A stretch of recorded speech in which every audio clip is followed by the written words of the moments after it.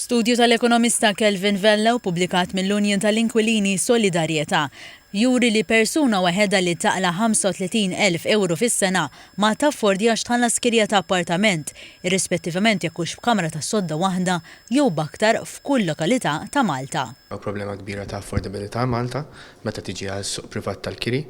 Fil-maġġoranza ta' lokalitajiet mhumiex affordable skont il-kriterja tal-Housing Authority stess li l-kirijiet m'għandhomx ikunu iktar minn 25% tad-disposable income, ġifieri l-income li jkun għad fadal wara il-taxxa u l-ennaj. Għalli l-istħarriġ wara li r-rati tal-kirijiet komplew jolew b'rata aktar maġna mill-pagi u l-aġġustamenti tal-għoli tal-ħajja. Għalli minn 38 xenarju li qarbel fosthom koppja fil-kera b'żewġ titfal jirriżolta li 3 xenarji biss jaffordjaw il-kirjiet medji f'Malta. Għalli dan jistgħu jagħmluh biss bis-sussidju li jagħti l-Gvern. Indika li familji jew persuni li jaqilgħu medja ta' 35,000 euro jew 40,000 euro fis-sena ma jaffordjawx kirja medja.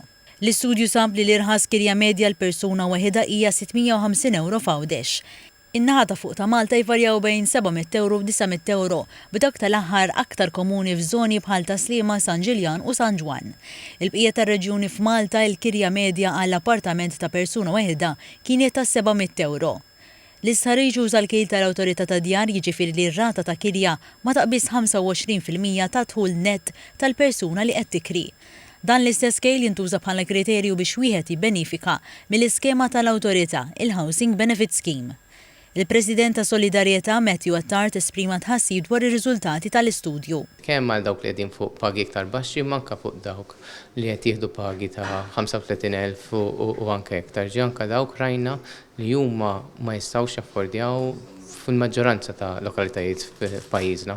L-istħarriġ jinkludi bosta rakkomandazzjonijiet. Aħna ħeġġu li l-Gvern jillimita ż-żidiet fil-kirijiet għal 5% u li ikun hemm il-loopholes li bħalissa jekk kun kontra ġdid ma jibqax covered taħt il-5% jiġu magħluqin. Tem li jkun tajjeb li jiġu inċentivati kontratti ta' kirijiet fit-tul u li jiġi modifikat l-eliġibilità tal-iskema.